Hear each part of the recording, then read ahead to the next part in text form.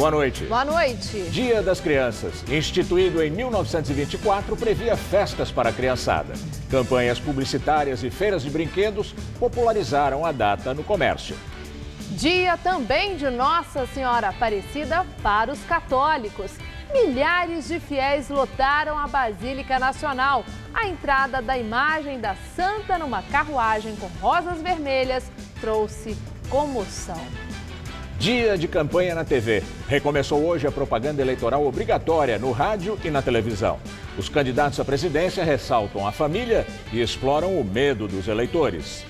Nas ruas, em busca de aproximação com católicos, Haddad vai à missa na periferia. No discurso, chamou o adversário de mentiroso e o acusou de não ter um plano de governo definido. Nas redes sociais, Bolsonaro chama petista de pau-mandado do corrupto preso. Ele recebeu visita de atriz e defendeu na internet o combate a fraudes em programas sociais. O Tribunal Superior Eleitoral lança sessão para esclarecer as chamadas fake news e alerta o eleitor sobre publicações falsas que circulam principalmente nas redes sociais e em grupos de WhatsApp. O Jornal da Gazeta volta logo depois do intervalo com essas e outras notícias. Até já.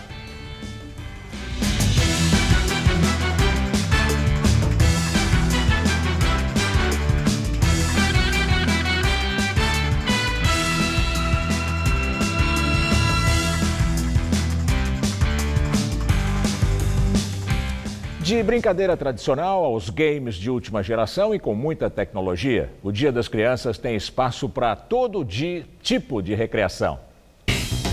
Aqui tem peão, peteca, fantoche e tem torrada que pula, só que é de madeira. A galinha bota ovo e dentro a surpresa. A gatinha também está grávida e o bebê já está pronto para nascer. São brinquedos que precisam de uma criança para funcionar. Então, são brinquedos que só funcionam se uma criança estiver brincando, nada brinca sozinho. A loja de brinquedos educativos é sempre uma alternativa para quem quer tirar os pequenos dos eletrônicos. Essa é a ideia da Fabiana, que tem um filho de 2 anos. Volta, né, a brincar pela simplicidade, não aquela coisa louca das luzes, mas das madeiras, de você poder criar, de você poder ver materiais simples transformados em um brinquedo. E aí estimula também a criatividade da criança em casa. E pelo movimento, a loja vai alcançar a expectativa de vendas da data, que já serve de termômetro para o Natal. Segundo a Associação Comercial de São Paulo, o Dia das Crianças deve gerar um aumento médio de 3% no movimento das lojas da capital paulista. O Dia das Crianças foi instituído no Brasil por uma lei de 1924, assinada pelo presidente Arthur Bernardes, que previa um dia de festa para as crianças. A data pegou mesmo no comércio a partir dos anos de 1960, com campanhas publicitárias e feiras de brinquedos. Esse tipo de incentivo para as vendas ainda continua. O que mudou foi o jeito de brincar. É uma bela coincidência, uma das maiores feiras de games da América Latina cair bem no Dia das Crianças. A Brasil Game Show espera receber 300 mil pessoas até domingo. Este garoto pediu o ingresso de presente. Gosta muito de videogame? Gosto. Quanto você gosta? Quase mais que a minha vida, quase. A única coisa que supera é a família. Miguel também pediu o passeio de presente e ainda veio com a mãe a caráter. Eu gosto muito dos personagens e também os games têm uma história muito maluca. Eu gosto. Fica preocupada com essa exposição assim da tecnologia? Tenta equilibrar? Na verdade, em casa, quando eu percebo que ele já está há muito tempo no computador ou jogando, a gente tem um limite, né? Então aí eu estipulo o prazo para ele começar a jogar, terminar, porque senão deixa e vai até... A experiência nem de longe lembra o Salão da Criança, que acontecia no Ibirapuera também nessa semana e marcou a infância de muita gente entre os anos 60 e 70. Lá as crianças podiam brincar e conhecer as novidades do mercado. Nem saudosista, nem super tecnológica. Para Ana Paula, mãe de uma menina de 14 anos, o equilíbrio é a alma da infância. Ela sempre gostou muito de brincar, né? E eu sempre incentivei muito, sempre falei para ela, aproveita cada fase da sua vida, né? Não precisa querer crescer rápido, que eu tô levando assim um quebra-cabeça 3D, que ela já tem ela me falou, eu gostaria de ganhar mais um desse. Vai um pouco de cada coisa, né? Tem a parte de eletrônicos e tem a parte dos brinquedos mais antigos.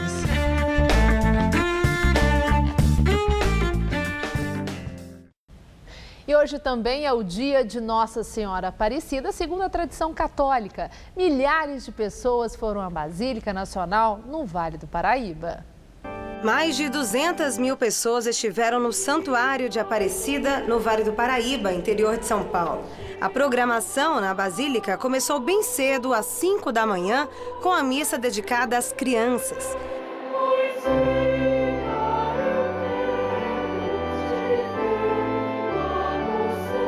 Nesse horário, a igreja estava com mais de 30 mil fiéis.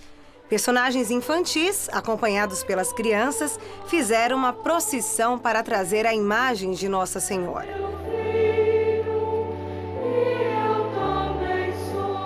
A Basílica ficou ainda mais lotada na principal celebração do dia, a missa solene, das 9 da manhã. Bailarinas vestindo a cor do manto de Nossa Senhora fizeram uma coreografia. Até um cachorro participou deste momento. A entrada da imagem de Maria, mãe de Jesus, numa espécie de carruagem repleta de rosas vermelhas, trouxe muita emoção.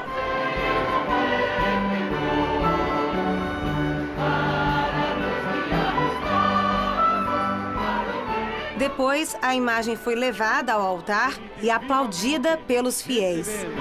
A pequena imagem da Senhora Aparecida, rainha e padroeira de nossa nação.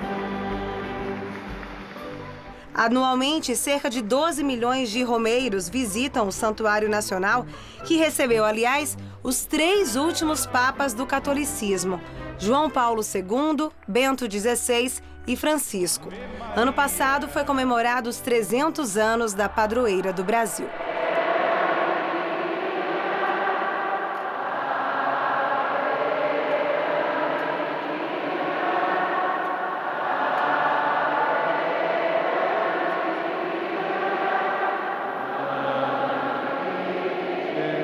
Uma calorosa salva de palmas uma vez mais. Em busca de aproximação com a Igreja Católica, Fernando Haddad, candidato do PT, participou de missa no Jardim Ângela, na Zona Sul de São Paulo. O candidato do PT estava acompanhado da mulher Anistela e da vice Manuela Dávila, do PCdoB, e de outros políticos e apoiadores. Haddad vem buscando uma aproximação com a Igreja. Ontem se reuniu com o secretário-geral da Conferência Nacional dos Bispos do Brasil, a CNBB, Dom Leonardo Steiner, para pedir o apoio da principal entidade católica do país. Hoje, depois da celebração, ele fez um discurso para as pessoas que estavam no local e pediu votos. Disse que, se for eleito, vai priorizar a educação e a geração de empregos. Fernando Haddad também deu uma entrevista coletiva e fez duras críticas ao seu adversário no segundo turno das eleições. Disse que Jair Bolsonaro mente porque não tem um programa de governo e que o candidato do PSL à presidência da República representa o que há de pior no país. Ao subir o tom na campanha, associou Bolsonaro ao nazismo. O Bolsonaro é isso. Bolsonaro é violência, Bolsonaro é bala, Bolsonaro é desrespeito.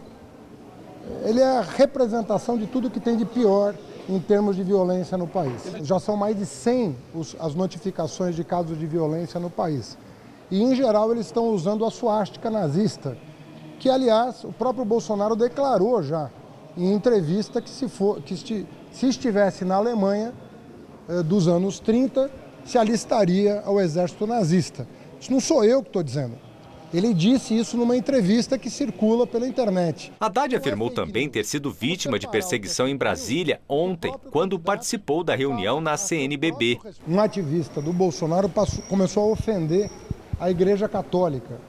Nós nos retiramos ali da CNBB, onde a entrevista ia ser concedida, e ele começou a ofender a Igreja Católica, chamando de igreja comunista, igreja gay, coisas completamente sem sentido. Isso é preocupante, porque qual o sentido disso, né? Num país que é majoritariamente católico?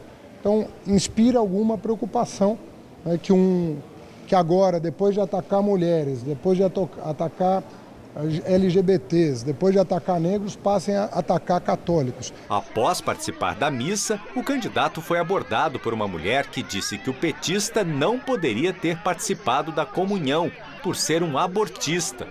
Em resposta, Haddad disse à mulher que é neto de um líder religioso e que ela deveria ser ateia. Jair Bolsonaro, do PSL, fez campanha nas redes sociais e chamou Haddad de pau mandado do corrupto preso.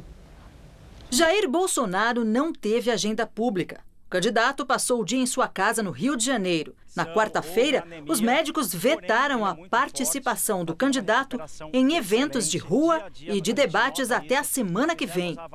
No entanto, ontem saiu de sua residência e se reuniu com deputados e senadores eleitos do PSL e também com apoiadores num hotel no Rio de Janeiro. Hoje, ele recebeu a visita de Regina Duarte. Em 2002, a atriz entrou numa campanha de José Serra, do PSDB, contra Lula.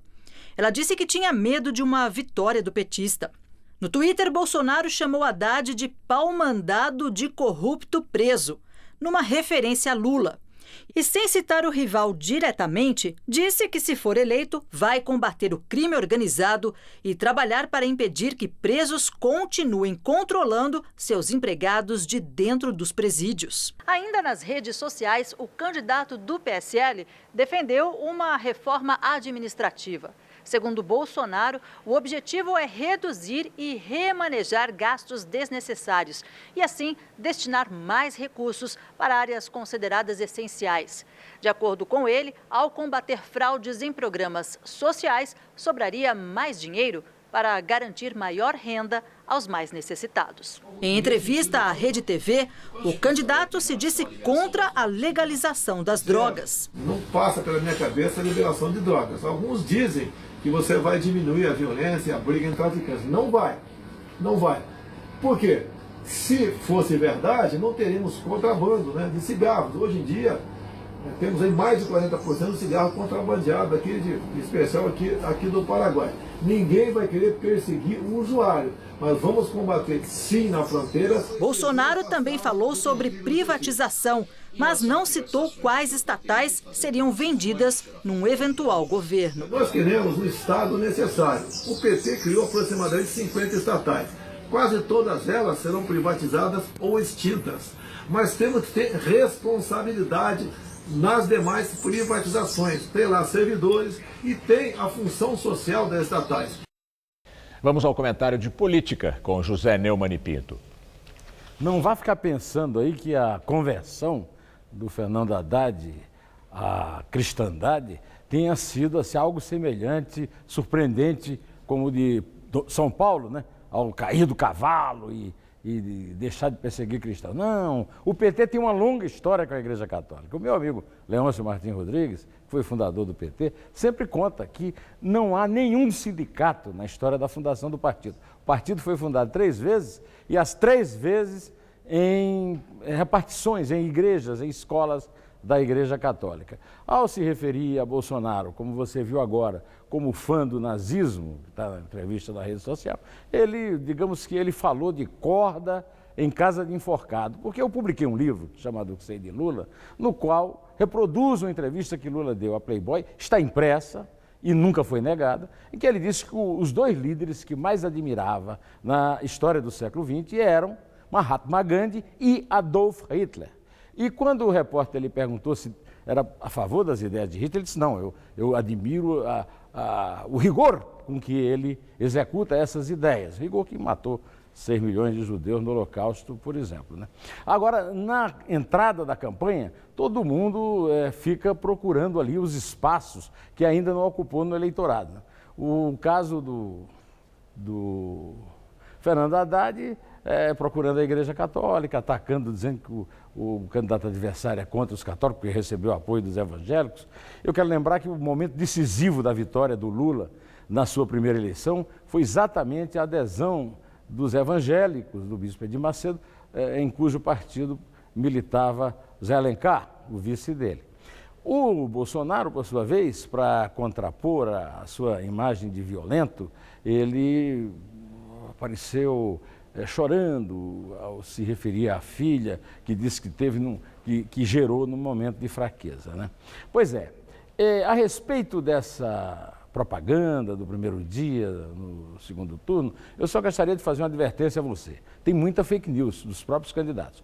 Por exemplo, não caia nessa de que se o Haddad ganhar, o Brasil vai virar uma Venezuela. O PT passou 14 anos no poder, mais 2 do Temer, que era vice da Dilma, né? E o Brasil não virou Cuba, nem Venezuela. Outra coisa, o Brasil não vai voltar a ter uma ditadura militar. Essa violência que a ONU está reclamando e que o Haddad tanto fala, é mentira, não tem violência nenhuma, é uma eleição pacífica e ordeira. E o povo brasileiro vai decidir, não entre a ditadura militar e a Venezuela ou Cuba, entre o capitão e o ladrão que está lá na cela em Curitiba que manda no PT. Eu volto terça-feira, direto ao assunto. Em pé. O candidato à reeleição, Márcio França, do PSB, participou da missa no Santuário de Aparecida.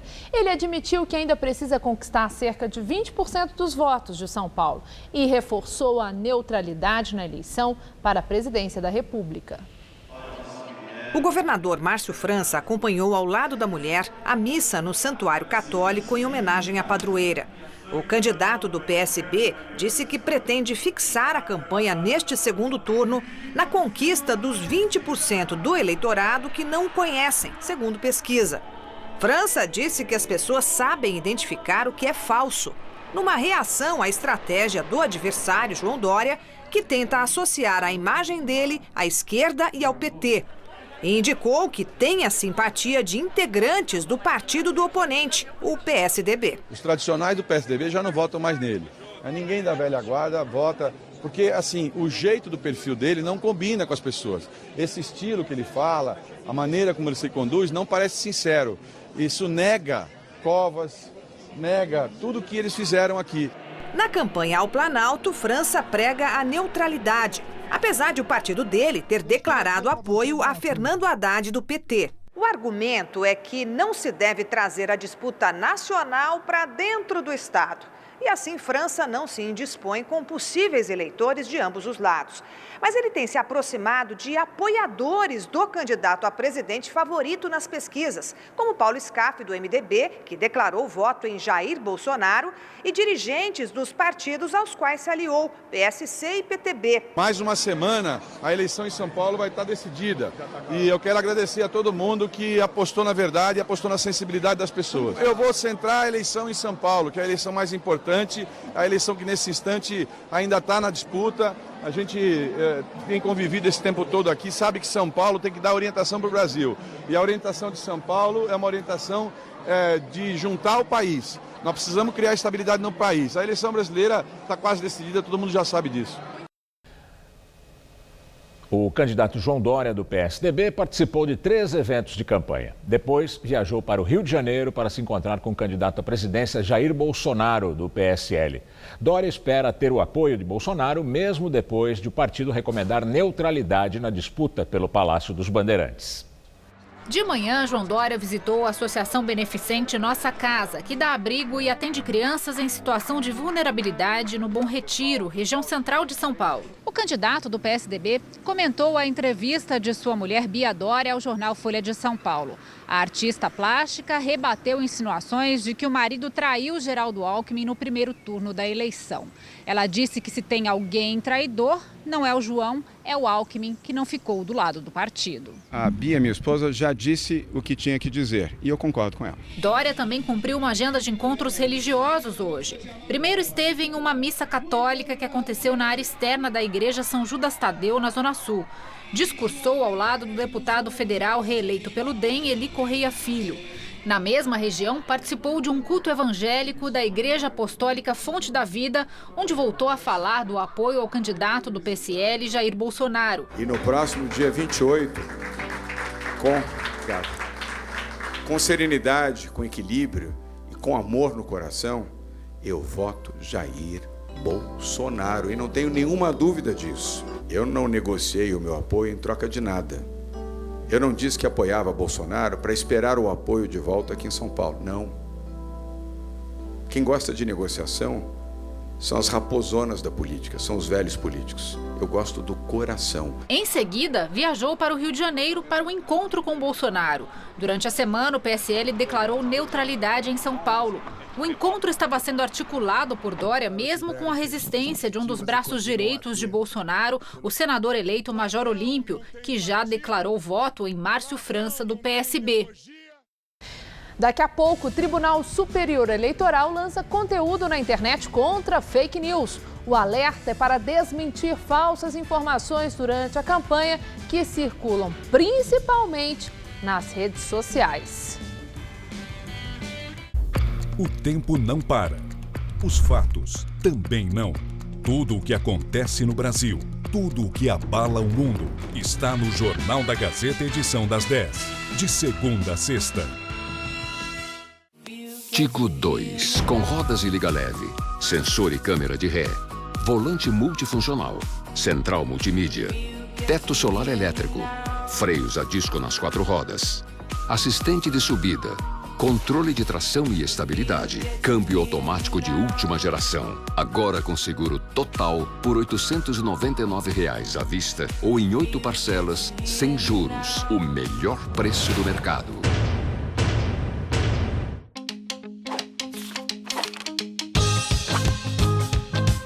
Você sabia que havia uma maratona de natação no Rio Tietê? Achou estranho? Mas é verdade. Aconteceram provas de natação por lá entre 1924 e 1944, da Ponte da Vila Maria à Ponte das Bandeiras. Mas em 45, as provas passaram a ser realizadas na represa de Guarapiranga, por causa da poluição do Tietê. Começou o aniversário Casas Bahia. Todo dia, mais preço baixo pra você. É sua casa na maior festa e com muito desconto. Em primeira mão, Motorola One só R$ 59,90 mensais. Smart TV 40 Samsung por R$ 119,90 mensais. Geladeira Brastemp Frost Free R$ 139,90 mensais. Notebook Lenovo Intel Core i3 R$ 139 mensais. Aniversário Casas Bahia. Festou na loja, no site e no aplicativo.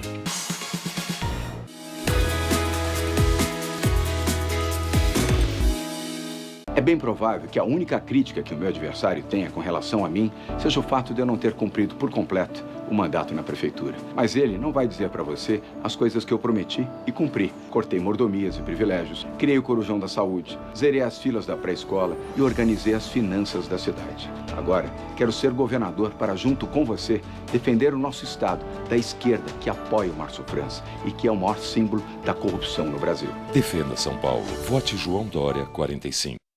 Pronto. Nossa, sua pele tá ótima. Já sei. Tá apaixonada, né? Tô. Por 2. Por 2? Pelo creme, pelas cápsulas do novo Make-up Rejuvenescedor. O creme com nanotecnologia possui Q10 e efeito tensor. Já as cápsulas estimulam a produção de colágeno, ajudando na firmeza da pele. Novo Make-up Rejuvenescedor. Carinho em dobro pra sua pele. Tá a fim de escrever a sua própria história? Que tal dirigir a sua própria vida? Então corre pra cá, que a sua hora chegou. Bem-vindo ao Universo Casper, um lugar certo para você pensar, criar e questionar. Na Casper, razão e emoção se unem para fazer diferente, fazer melhor. E você, aceita o desafio? Tem muita coisa nova te esperando por aqui. Faculdade Casper Líbero, Vestibular 2019. Paixão por comunicação. Há 10 rodadas do fim do Brasileirão, a disputa está cada vez mais emocionante. Neste domingo, o time do mês analisa lance a lance. Palmeiras e Grêmio, Inter e São Paulo e o clássico alvinegro, Santos e Corinthians. Tudo isso com a presença do presidente do Palmeiras, Maurício Gagliotti. Mesa Redonda, neste domingo, 9 da noite.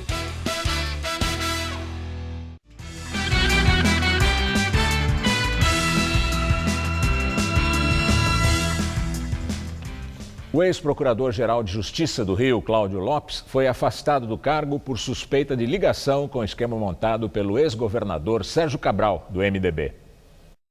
Além de Cláudio Lopes, o ex-governador do Rio, Sérgio Cabral, e outras 2 pessoas foram denunciadas por formação de quadrilha, corrupção passiva e ativa e quebra de sigilo funcional.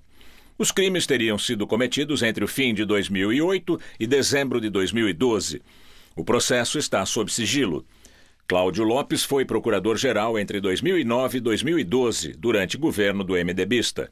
Ele foi afastado, acusado de receber propina para não investigar atos ilícitos do governo de Cabral. O ex-procurador-geral nega. As acusações foram feitas em delação de Carlos Miranda, um dos principais operadores do esquema de propinas do ex-governador. Cabral está preso há quase 2 anos. Já foi condenado a 183 anos de prisão. Atualmente cumpre pena em Bangu 8. Por decisão da Justiça, continua numa cela de isolamento. Esta semana, numa vistoria, ele foi flagrado com uma quantidade de dinheiro acima do permitido, que é 10% do salário mínimo. O ministro Edson Fachin, do Supremo Tribunal Federal, determinou o arquivamento de um inquérito contra o ex-ministro da Agricultura, Blário Maggi. O pedido foi feito pela Procuradora-Geral da República, Raquel Dodge, por falta de provas e prescrição dos fatos investigados. O inquérito sobre Blário Maggi foi aberto com base na delação da Odebrecht.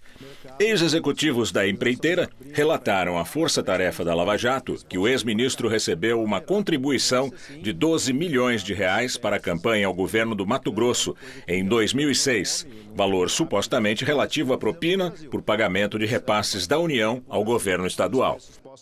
O delator disse ainda que o esquema beneficiou políticos do Mato Grosso do Sul, entre eles os ex-governadores Zeca, do PT, e André Putinelli, do MDB, que teriam recebido, respectivamente, R$400 mil e R$2.300.000. O ex-senador petista Delcídio do Amaral teria recebido 2 milhões. Zeca, do PT, foi beneficiado pelo arquivamento também. Caso surjam novos indícios da autoria e da materialidade dos crimes, o processo pode ser reaberto, observou a procuradora. Todos os citados negam as acusações. O Tribunal Superior Eleitoral lançou conteúdo na internet para esclarecer o eleitor sobre informações falsas divulgadas na campanha de 2018. No ar, desde ontem, a seção Esclarecimentos funciona dentro da página do TSE. O objetivo é desmentir notícias falsas e boatos que circulam, principalmente nas redes sociais e em grupos de WhatsApp. O tribunal apresenta links de agências de checagem de notícias e traz alertas para os riscos da desinformação e disseminação das chamadas fake news. O TSE afirma que encaminha todas as informações que recebe para verificação de órgãos de investigação, como a Polícia Federal e o Ministério Público, o que ajuda a responsabilizar quem divulga conteúdo falso. Para ter acesso, basta clicar na seção Esclarecimentos sobre informações falsas, na página do TSE, www.tse.jus.br. 2 planos da facção criminosa PCC para realizar ataques durante as eleições foram frustrados, segundo os setores de inteligência da Polícia Federal e do Departamento Penitenciário Nacional. De acordo com a investigação desses órgãos, seriam feitos atentados contra agentes e explosão de bombas em prédios públicos para convencer as autoridades a rever os procedimentos de segurança das prisões consideradas opressoras pelos integrantes do PCC. Entre as provas desses planos estavam bilhetes que foram interceptados em presídios do Rio Grande do Norte e de Roraima. O Alto Comissariado das Nações Unidas para os Direitos Humanos declarou estar profundamente preocupado com o clima de violência nas eleições brasileiras. O órgão cobrou que líderes políticos nacionais condenem explicitamente tais atos. Nos últimos dias foram registrados aqui no Brasil vários casos de agressão que podem ter motivação política. Na declaração de hoje, em Genebra, o Alto Comissariado da ONU pediu investigações imparciais sobre os crimes registrados. As Nações Unidas já haviam condenado a facada no candidato do PSL, Jair Bolsonaro, em setembro, durante campanha em Minas. Na volta da propaganda eleitoral obrigatória na TV, os candidatos à presidência ressaltam a família e exploram o medo dos eleitores. Para o governo do estado, Dória fala da rejeição à esquerda e França, que já governa o estado. Com maior número de votos no primeiro turno, Bolsonaro abriu a campanha na TV. O candidato do PSL chorou ao falar da filha caçula, Laura. O vídeo já tinha sido utilizado na campanha do primeiro turno. Além da menina, ele tem outros 4 filhos homens. Eu já tinha decidido não ter mais filhos, estava vasectomizado. E havia combinado isso com a minha esposa, que já tinha uma filha. Mudou sim muito a minha vida com a chegada da Laura, que eu agradeço a Deus e a minha esposa por ela. Bolsonaro ainda apontou o risco do Brasil se tornar uma Venezuela com a volta do PT ao poder e ligou o partido ao comunismo. Mas o vermelho jamais foi a cor da esperança. O vermelho é um sinal de alerta para o que não queremos para este país. E apoiadores do candidato fizeram críticas indiretas a Lula, que está preso em Curitiba. A maioria dos chefes do tráfico, eles comandam um morro através dentro da prisão. O Haddad, ele vai ser só um bonequinho que você compra em uma feirinha e o Lula vai ser o cabeça de tudo. A campanha do PSL também citou a facada a Bolsonaro no mês passado em Minas e agradece a Deus pela vida do candidato. Já Fernando Haddad, do PT, abriu o programa falando da violência durante este segundo turno. A campanha do petista relacionou o adversário aos casos. Uma onda de violência tomou conta do Brasil. Nos últimos dias, multiplicaram-se os ataques e até assassinatos motivados pelo ódio de alguns seguidores do candidato Jair Bolsonaro. Haddad pediu paz, o que, segundo ele, só será possível por meio da garantia de direitos. Nossa luta é por democracia, que é e sempre será o melhor caminho. Nossa campanha é da sinceridade e da paz. Contra os ataques e as mentiras pelo WhatsApp, prefiro continuar jogando limpo com você.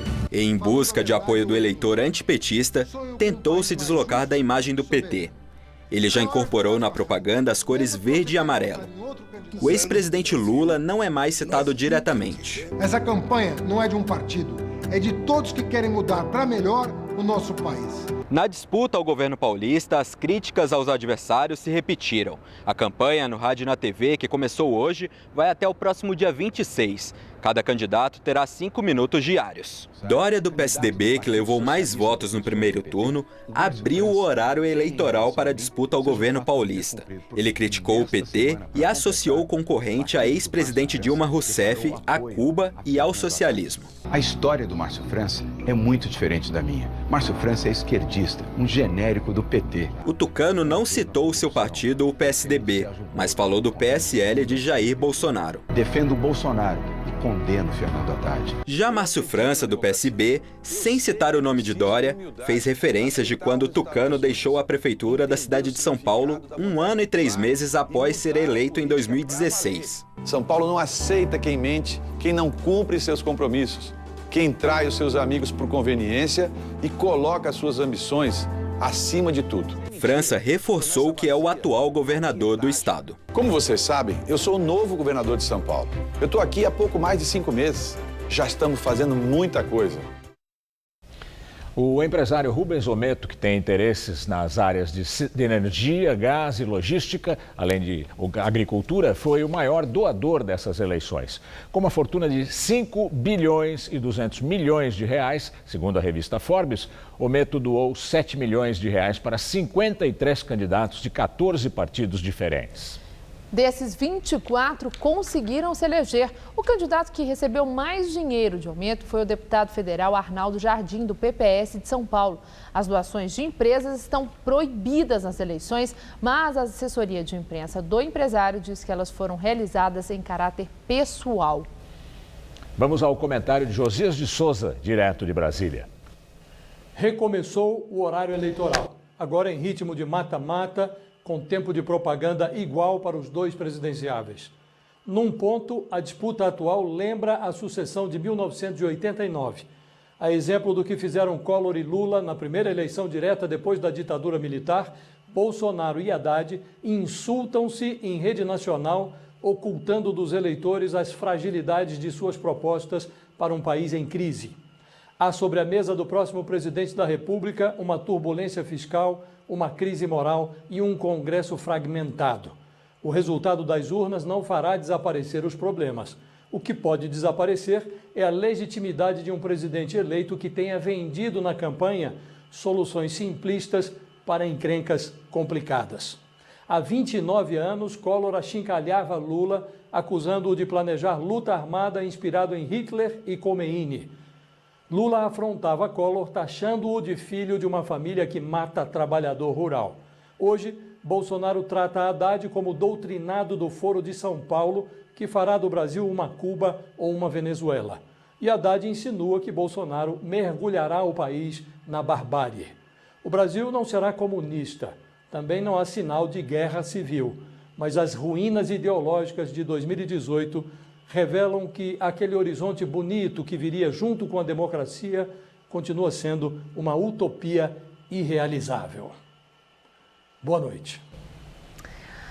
Daqui a pouco, Maria Lídia Flândio entrevista Caio França, deputado estadual reeleito do PSB, sobre as eleições. O sol apareceu no feriado e a temperatura, é claro, subiu. Pois é, a máxima chegou aos 27 graus e tudo indica que vai fazer mais calor ainda amanhã. Vamos ver com Mariana Armentano como fica o tempo no Brasil e aqui no estado de São Paulo.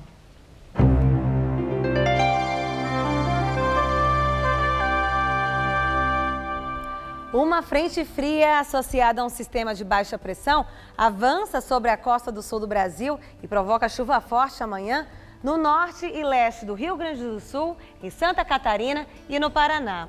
O sábado será quente, com pancadas de chuva aqui em São Paulo, no Rio de Janeiro e nas áreas do sul de Minas Gerais. Já entre o Espírito Santo, centro-norte de Minas, quase todo o Nordeste, até o estado do Pará, o ar seco e quente continua predominando. Vamos ver como ficam as temperaturas em algumas capitais? Olha só, em BH faz até 33 graus com tempo firme e ensolarado, assim como em Fortaleza, onde a praia está garantida com máxima em torno dos 32 graus à tarde.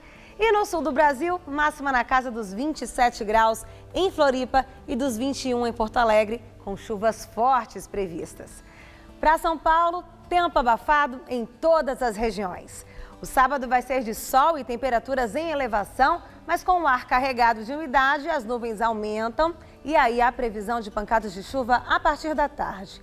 Só não chove na região de Franca. A máxima por lá vai aos 33 graus amanhã. Já em São José do Rio Preto, em Araraquara e em Ribeirão Preto, calorão na casa dos 35 graus. No litoral faz até 33 graus em Santos e 34 em Caraguatatuba.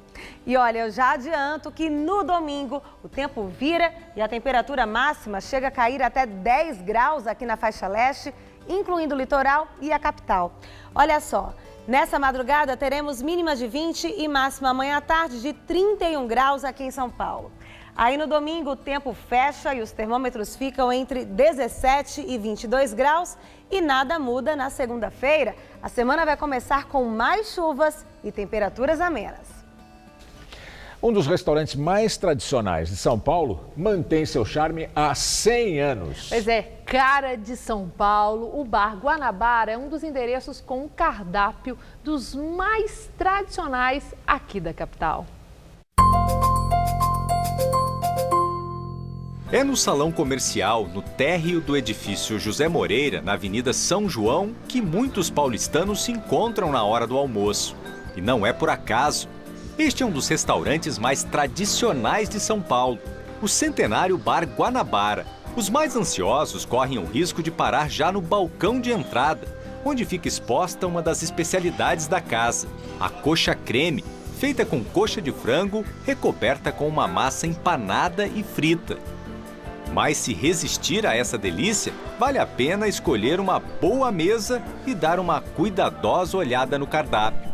O prato mais vendido é o Plate, um filé à milanesa com molho de tomate coberto com muita mussarela. Serve até 3 pessoas e o preço R$ 136. Mas são diversas opções, algumas receitas criadas pelos próprios clientes, como a picanha à Dona Ana. O mestre Antônio Alves trabalha no restaurante há quase 30 anos e conhece como ninguém o Guanabara. Ele é quem explica essa história pra gente. O cliente ele sempre chegava no Guanabara e ele sempre pedia picanha. Ele não queria a guarnição tradicional, como a batata, Então ele pedia para o garçom, olha, eu quero uma picanha, mas eu quero com um arroz com brócolis. E ele sempre pedia para embrulhar aquele pedacinho que sobrava, aquela guarnição. E o garçom, por curioso, falou, o senhor leva para um jantar? Ele falou, não, isso aqui eu levo para a dona Ana. Quem seria essa dona Ana? A esposa dele. Antes de vir aqui para este endereço, na tradicional Avenida São João, o Guanabara funcionou também desde a sua fundação em 1910 até 1968 na Rua Boa Vista, também no centro da cidade. Mas o prédio foi desapropriado e depois demolido para a construção da estação São Bento do metrô. Mas os clientes acompanharam a mudança e se mantiveram fiéis ao restaurante. O advogado Márcio, há mais de 50 anos, almoça no Guanabara e, claro, tem seus pratos preferidos. A rabada é um deles, o bife à parmegiana também é outro. Tradicional também. Tradicional, 2 bons pratos. Algumas mesas ficam reservadas para os frequentadores mais assíduos. Clientes como o Márcio têm cadeira cativa por aqui. Às vezes eu estou atendendo uma mesa, um cliente, eu já passo para um garçom que está ali próximo e falo, olha, já pega tal bebida, já pode pedir tal prato, que esse cliente ele costuma comer isso. Aliás, no restaurante já passaram muitos políticos, artistas, clientes ilustres. Entre eles, Santos Dumont, Guilherme de Almeida, Getúlio Vargas e tantos outros. E é claro que a gente não poderia ir embora aqui do Guanabara sem experimentar um dos pratos mais tradicionais da casa e ainda sendo servido pelo maître Alves. Esse aqui é o famoso Doutor Mimi, né, Alves? Correto. Mais de 100 anos de tradição. Sim, correto. Bom apetite. Obrigado, Alves, pela atenção. Bom apetite a todos aí também. Obrigado. Num jogo amistoso na cidade de Riad, capital da Arábia Saudita, a seleção brasileira de futebol bateu os donos da casa por 2-0. Os gols de Gabriel Jesus e Alexandro. O time do técnico Tite apresentou um futebol abaixo da média esperada. Dependeu demais do craque do Paris Saint-Germain, Neymar, que criou as principais jogadas para chutes a gol. Essa foi a terceira vitória da seleção após ser eliminada pela Bélgica na Copa do Mundo da Rússia em julho. Até agora foram 9 gols marcados e nenhum sofrido. Agora as notícias internacionais. Uma delegação da Arábia Saudita chegou hoje a Istambul, na Turquia, para investigar, junto com as autoridades turcas, o caso do jornalista que desapareceu dentro do consulado. Os investigadores devem se reunir no fim de semana. O presidente Trump afirmou que agentes americanos estão na Turquia para ajudar no caso. O jornalista Jamal Khashoggi, de 59 anos, é um duro crítico da monarquia ditatorial saudita e escreve para o jornal The Washington Post. No último dia 2, ele foi ao consulado da Arábia Saudita, em Istambul, buscar documentos para se casar com a namorada, que é turca. Mas Jamal desapareceu dentro do consulado. Imagens de câmeras de segurança comprovaram a entrada dele no prédio, mas não a saída. A suspeita é de que um grupo de agentes foi mandado para a Turquia pela ditadura saudita para matar Khashoggi. Ele teria sido morto e esquartejado dentro do consulado, o que as autoridades sauditas negam. O presidente turco Recep Erdogan disse que o regime saudita precisa provar que o jornalista deixou o consulado com vida.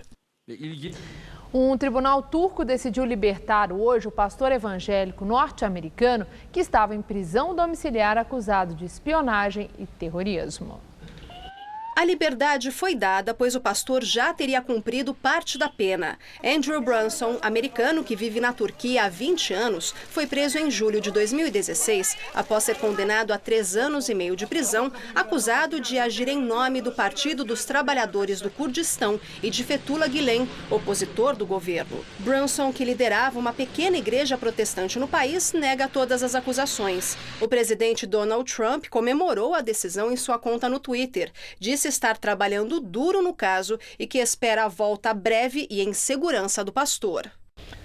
O voo comercial mais longo que existe terminou hoje nos Estados Unidos. Foram mais de 16 mil quilômetros entre a Ásia e a América. Após quase 18 horas de voo, os 161 passageiros que embarcaram em Singapura puderam aterrissar em Nova Jersey. 2 pilotos e 2 copilotos se revezaram no comando do Airbus durante os 16.700 quilômetros entre Ásia e América. Para tornar a viagem menos incômoda, a aeronave possui teto mais alto, janelas maiores, iluminação e cardápio especiais. A rota já foi feita anteriormente, mas tinha sido abandonada em 2013 2013 por causa da alta no preço do petróleo. Com este voo, a Singapore Airlines ficou em primeiro lugar no ranking das empresas que fazem as viagens mais longas. A companhia acredita que essa viagem sem paradas será usada principalmente por empresários. Um trem alemão de alta velocidade que ia de Colônia para Munique pegou fogo hoje. Todos os 510 passageiros foram retirados da composição. Eles saíram sem ferimentos antes das chamas os atingirem. De acordo com a imprensa alemã, um policial que estava no trem sentiu o cheiro de fumaça e ativou o sistema de frenagem de emergência, o que evitou uma catástrofe. A causa do incêndio, é lógico, está sendo investigada. 29 milhões de usuários do Facebook tiveram os dados roubados por piratas. O número de pessoas afetadas pela falha de segurança do Facebook é menor do que o estimado no fim do mês passado, quando a empresa informou que 50 milhões de contas tinham sido atingidas. Os hackers roubaram informações como nome e detalhes de contatos dos usuários. A empresa continua investigando o problema e não descarta a possibilidade de ataques em escala menor. Nos próximos dias, o Facebook deve mandar uma mensagem para cada uma das pessoas afetadas, explicando que informações os hackers podem ter acessado e medidas de proteção necessárias. Na Nigéria, mais de 800 crianças que lutavam contra o Boko Haram foram libertadas. Segundo o Unicef, a milícia nigeriana Força Tarefa Conjunta Civil, que atua contra o grupo extremista islâmico Boko Haram, libertou 833 crianças. Cerca de 40% têm menos de 15 anos. O grupo de voluntários tem como missão parar e prevenir o recrutamento de crianças soldado. O Boko Haram sequestrou milhares de pessoas desde que iniciou uma insurgência em 2009, com o objetivo de criar um Estado Islâmico no nordeste da Nigéria. O governo nigeriano disse que desde dezembro de 2015, o Boko Haram está tecnicamente derrotado. Agora há pouco, nós informamos que o candidato ao governo de São Paulo, João Dória, do PSDB, viajou ao Rio de Janeiro para se reunir com o candidato à presidência Jair Bolsonaro, do PSL. No entanto, de acordo com o presidente em exercício do PSL, Gustavo Bebiano, Bolsonaro não compareceu ao encontro, alegando que estava indisposto. Bebiano também reafirmou a posição de neutralidade em relação ao segundo turno nos estados, inclusive em São Paulo. Assim, o candidato a presidente agradeceu o apoio de Dória na corrida presidencial, mas não quer se juntar a ele na disputa pelo governo de São Paulo.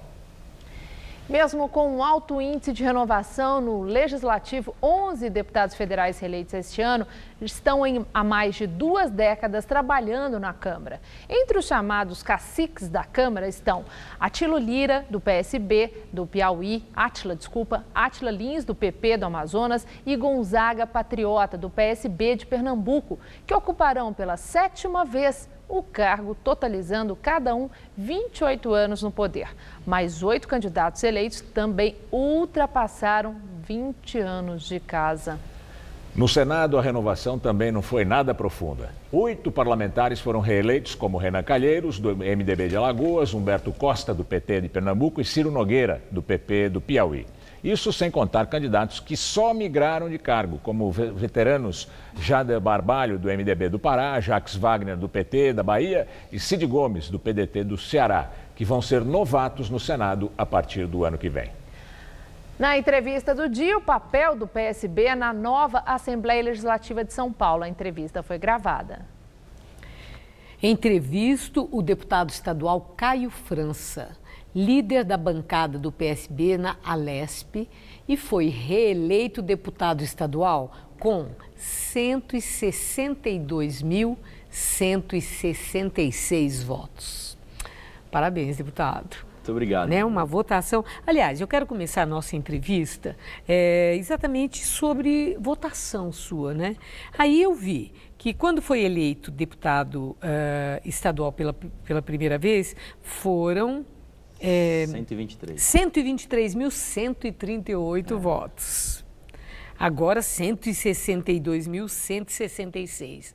Em sua eleição anterior como vereador lá em São Vicente, também foi uma votação de milhares de votos, dezenas de milhares de votos. E também quando candidatou a prefeito, embora não tenha sido eleito, 80 mil votos, uma coisa assim, muito voto. aí a minha curiosidade. É um campeão de votos por mérito próprio ou porque é filho de um político de expressão, o governador Márcio França? Boa noite, Marília. Sabe que isso a gente nunca vai conseguir distinguir, mas, claro, eu entendo que ele me abriu muitas portas lá atrás, quando eu fui primeira vez vereador em 2008, e acho que de lá para cá eu consegui manter essas portas abertas e abrir outras. Então, não tenho vergonha de falar da minha origem, tenho muito orgulho do pai que eu tenho, da carreira que ele exerceu e tenho procurado seguir aí do meu jeito, mas sempre me inspirando por ele. Então vai ficar sempre difícil de saber, mas eu acho que eu consegui construir o meu caminho também na política. Bom, eu vi na sua página no Facebook, né, esse agradecimento aos seus eleitores, mas também expressando esse orgulho que tem pelo seu pai. Numa frase, por que você se orgulha de Márcio França? Primeiro pelo pai que ele é, pela pessoa que ele é, a educação que eu tenho hoje eu devo a ele também, os meus princípios eu devo a ele também. E, claro, na vida pública é alguém que me inspira, não só a mim, mas outras pessoas também. É um guerreiro, um lutador, uma pessoa de palavra e que continua inspirando gerações. Bom, eu vi uma declaração sua que vai trabalhar muito e vai focar o seu trabalho na geração de emprego. Aí eu quero saber, como é que um deputado estadual pode exercer uma função que resulte na geração de postos de trabalho, que ajude, colabore efetivamente para a reversão desse quadro do desemprego? Olha, tem um projeto de lei, por exemplo, de minha autoria, que é o projeto de lei que conceitua a economia criativa, que é um setor novo na economia brasileira, responsável por 3% do PIB, mas ainda pouco explorado pelos governos. Esse projeto de lei meu, por exemplo, ele cria e garante crédito às pessoas que empreendem em São Paulo. Então eu luto, por exemplo, para poder aprová-lo. Consegui aprovar na Assembleia e agora estamos tentando derrubar o veto do ex-governador para poder fazer com que esse projeto de lei possa ser aprovado. Com isso, as pessoas que querem empreender, seja na questão de criação de games, de software, de aplicativos, em artesanato, enfim, em vários temas, culinária, eles terão acesso a crédito. É uma maneira que você tem de garantir a geração de emprego para muita gente. Eu sou de uma região, por exemplo, que ela é turística. E que o setor de serviço é o setor mais forte. Ali a Baixada Santista, o litoral. O litoral todo. Então, uma região que depende muito do turismo, que pode ser melhor aproveitado, porque o setor de turismo ele é uma cadeia produtiva, que envolve restaurantes, hotéis, bares e coisas assim. Então, a gente entende que o momento é muito difícil com relação à geração de emprego e nós, do poder público, temos que facilitar a vida de quem quer empreender. Então, esse, por exemplo, é um exemplo de uma possibilidade que a gente tem de, através de um projeto de lei, ajudar quem quer empreender em São Paulo. Agora, deputado Caio França, não dá para não falar da eleição, né? Nós faltam tão poucos dias para o segundo turno.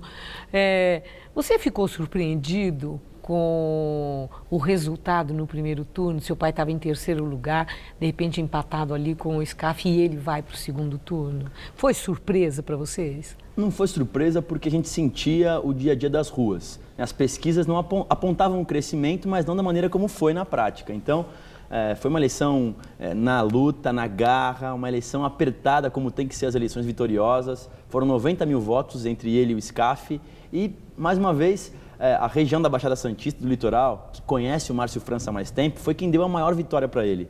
Por isso a gente está muito confiante de quem conhece o Márcio França, confia nele. Imagina, Marília, que nós fizemos em São Vicente, a terra natal do governador Márcio França, quase 70% dos votos válidos. Então é uma demonstração clara de prestígio da sua terra natal, diferente do nosso adversário que teve menos de 25% dos votos aqui na capital. Certo. Bom, agora o MDB anunciou apoio a Márcio França agora no segundo turno. Paulo SCAF pessoalmente anunciou apoio, já se posicionou ao lado de seu pai. Aliás, durante a campanha, inclusive nas entrevistas que fiz, no Hora do Voto, tanto SCAF como Márcio França, em momento algum, fizeram críticas um ao outro. É uma coisa que chamou a atenção e agora eu me lembro com muita clareza. Então não me surpreende Paulo SCAF ao lado de Márcio França. Mas você acredita que Paulo SCAF tem a força política para transferir votos para Márcio França? Paulo SCAF é uma pessoa com credibilidade, acho que todo mundo vai lembrar, em 2014 ele foi o nosso candidato, em 2010 ele foi o nosso candidato a governador, então o Márcio França de alguma forma inseriu ele na política também e eles se respeitam. né? É importante que a disputa passe, mas as pessoas se respeitem. Infelizmente, não é isso que o João Dória vem fazendo na sua campanha, atacando, fazendo ataques pessoais, até mesmo familiares, mexendo inclusive com a doença do meu pai, da diabetes. Então, o Paulo Scaff e o Márcio França são pessoas que debateram em alto nível e continuarão debatendo. E hoje, no mesmo campo político, mostrando que é possível fazer convergências pelo bem de São Paulo. O Paulo Scaff tem uma coisa muito forte, que é a educação de qualidade, do SES e do Senai, e que vai trazer para a nossa campanha também. Agora, o MDB de Michel Temer, esse apoio do MDB ajuda ou atrapalha? Não, são 70 prefeitos, foi o MDB que aderiu à nossa candidatura, é uma bancada forte de 3 deputados estaduais, 3 deputados federais, que sem dúvida agrega também para o nosso projeto político. E mais do que tudo, são eles que estão aderindo ao nosso programa, não é o contrário. Então, a gente está muito confiante e, assim, mais do que a política, as pessoas anônimas estão aderindo à candidatura do Márcio França. A minha última pergunta é a seguinte, tanto Márcio França como Paulo Scaff fazem muitas restrições à maneira de ser do adversário João Dória, do caráter, da palavra, etc. Eu pergunto se o eleitor se liga nisso, na maneira de ser do candidato, ou se o eleitor quer saber se aquele candidato tem capacidade de trabalho, se ele tem capacidade de governar e oferecer melhor qualidade de vida à vida das pessoas que moram na capital e que moram no interior de São Paulo. Que pesa mais? Eu posso garantir que pesa muito o fato dele não cumprir a palavra dele. O povo da capital, a rejeição que ele tem hoje, que se expandiu por todo o estado de São Paulo, pesa muito o fato dele não cumprir a palavra. A gente vota em quem a gente confia, né? Se alguém prometer alguma coisa para você e não cumprir, é claro que você não vai confiar. Por isso essa eleição vai ser a eleição de quem tem palavra e quem não tem palavra. Esse é o principal marco da eleição em São Paulo. E eu agradeço sua entrevista, desejo muito boa sorte na nova empreitada. Uma boa noite. Muito obrigado, uma boa noite a todos. O Jornal da Gazeta termina aqui. Essas foram nossas principais notícias. Dia das Crianças, instituído em 1924, previa festas para a criançada. Campanhas publicitárias e feiras de brinquedos popularizaram a data no comércio.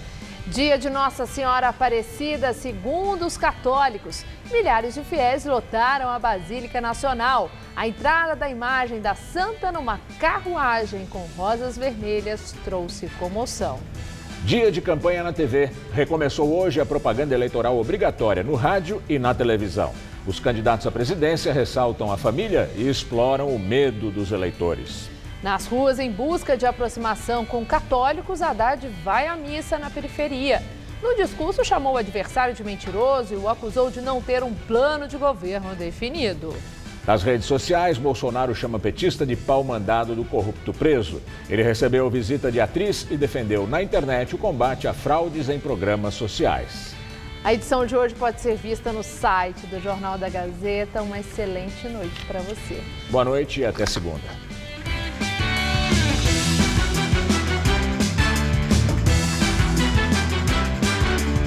Nesta segunda, 9h30 da manhã, no Revista da Cidade, inove seu cardápio com uma receita de torta de abóbora americana.